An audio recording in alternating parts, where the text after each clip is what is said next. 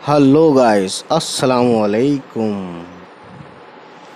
तो गाइस, ये चैप्टर है और उसके क्वेश्चन आंसर हैं। वो कुछ मशकी बोलते हैं जो कि बुक में सवाल और जवाब दिए हैं, उसके क्वेश्चन आंसर आज करेंगे हम। और सवाल नंबर 1 है और चैप्टर का नाम मैं आपको बता दूं, चचा कबाबी दिल्ली वाले। ठीक है, और क्लास 8 की ये बुक है, आप देख सकते हैं यहाँ लिखा हुआ है। सो गाइस, हम शुरू करते हैं सवाल नंबर 1 से। चचा कबाबी अपनी दुकान कहाँ लगाया करते थे? जवाब है, चचा कबाबी जामा मस्जिद के फुलवारी वाले चबूतरे के नीचे पटरी पर दुकान लगाया करते थे।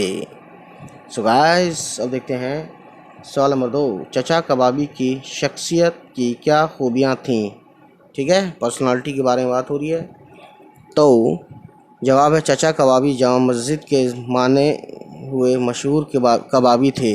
यानी कबाब बेचने वाले को कबाबी बोलते हैं, और मशहूर थे माने यानी जाने माने, माने यानी कि बहुत इज़्ज़तदार। वो अपने उसूलों के पाबंद थे, यानी उसूल को मानने वाले थे। ठीक है, उसूल पर चलने वाले शख्स थे। खिलाफ उसूल यानी उसूल के ख़िलाफ़, उसूल से हटकर कोई बात नहीं करते थे, ना ही किसी की ज़ोर ज़बरदस्ती और धौंस बर्दाश्त करते थे। ठीक, अपने उसूल के मुकाबले में ताल्लुकात को भूल जाते थे। ना वो लालची थे, ना खुशामदी, ना उन्हें लालच पसंद था, ना ही उनसे कोई खुशामद करके अपना काम कराए तारीफ़ करके, ना ही ये चीज़ें वो पसंद करते थे। ठीक है, अपनी कमाई की खातिर किसी को गलत रास्ता नहीं दिखाते थे। ठीक है, और इस कहानी में मैंने खुलासे में बताया है कि किस तरह से वो एक बच्चे को जानबूझ के वो देते ही नहीं, जबकि वो पैसे दे रहा है, लेकिन वो नहीं दे रहे हैं और वो समझ रहे हैं कि इसको क्यों नहीं देना चाहिए। आप देख सकते हैं, खुलासा पिछली वीडियो मैंने डाली हुई है, आप देख सकते हैं जाके। ठीक है, सुन सकते हैं, देख सकते हैं, बातें की है। उसूलों के ख़िलाफ़ बात करने वाले से चिढ़ जाते यानी गुस्सा हो जाते थे, और उनका पारा चढ़ जाता था यानी बहुत गुस्सा आता था उनको। थे तो एक पटरी पर दुकान लगाने वाले कबाबी, लेकिन शख्सियत कमाल की पाई थी।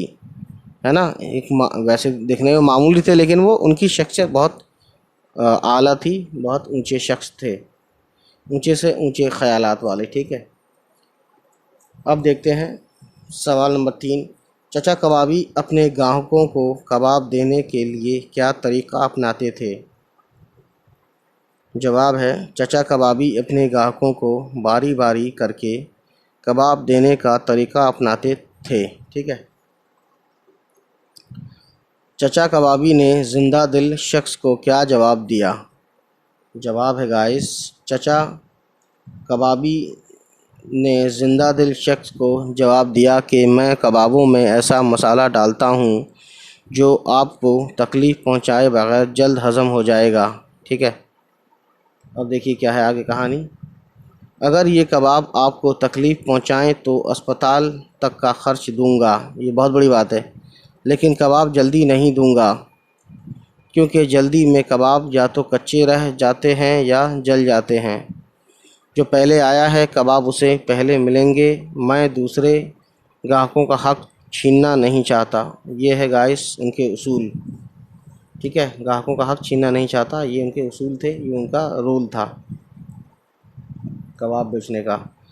सवाल नंबर 5 है, चचा कबाबी ने बच्चे को कबाब देने से इनकार क्यों किया?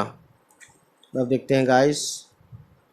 चचा कबाबी ने बच्चे को कबाब देने से इसलिए इनकार किया क्योंकि उन्हें शक था कि बच्चा पैसे चुरा कर रोज़ाना कबाब खाने आता है। उसके माँ बाप उसे कबाब खाने के लिए रोज़ाना पैसे नहीं देते होंगे। अपने 4 पैसों की कमाई की खातिर वो बच्चे को तबाही के रास्ते पर ले जाकर उसका मुस्तकबिल यानी कि फ्यूचर ख़राब नहीं करना चाहते थे। मुस्तकबिल को फ्यूचर बोलते हैं और हिंदी में भविष्य बोलते हैं। ठीक है, सो गाइस, ये थी कहानी आज की। अब देखते हैं इसमें आगे क्या है। नीचे लिखे हुए लफ्ज़ों को अपने जुमलों में इस्तेमाल कीजिए। अब ये जुमला है अयान इंतखाब, तो इस पर हम करते हैं। चलिए फिर शुरू करते हैं। यह है अल्फाज। ठीक है, अल्फाज है ये। और आया का देखते हैं। झूठ मत बोलो, तुम्हारी आँखों से आया है, यानी ज़ाहिर है या पता चल रहा है कि तुमने कोई शरारत की है। ठीक है, इंतखाब, फूलों का हार बनाने के लिए मैंने गुलाब का इंतखाब किया। इंतखाब का मतलब मैं बता चुका हूँ, चुनना या चुनना, ठीक है, या उठाना या लेना, जो भी है।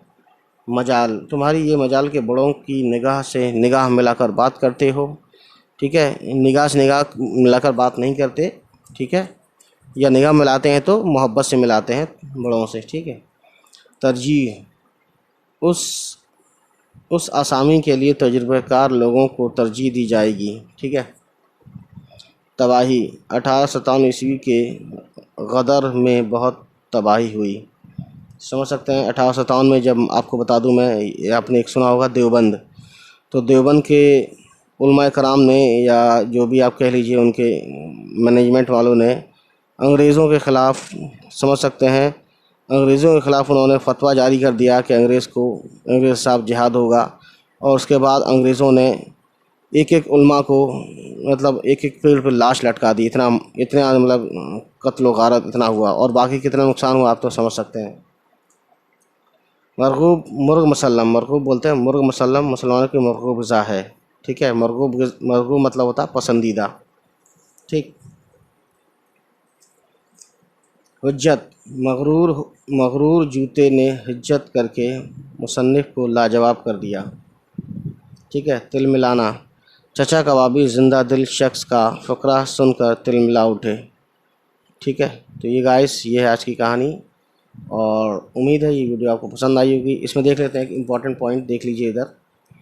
इस सबक में एक मरकब अल्फाज यानी कंपाउंड वर्ड हुज्जतबाजी, यानी एक वर्ड ये है, एक वर्ड ये है, दोनों मिला के एक वर्ड हो गया यहाँ इस्तेमाल हुआ है, जिसका मतलब है हुज्जत करना है। यानी इसी तरह बाजी लगाकर 5 मरकब अल्फाज बनाइए, यानी लास्ट में बाजी लगाना है।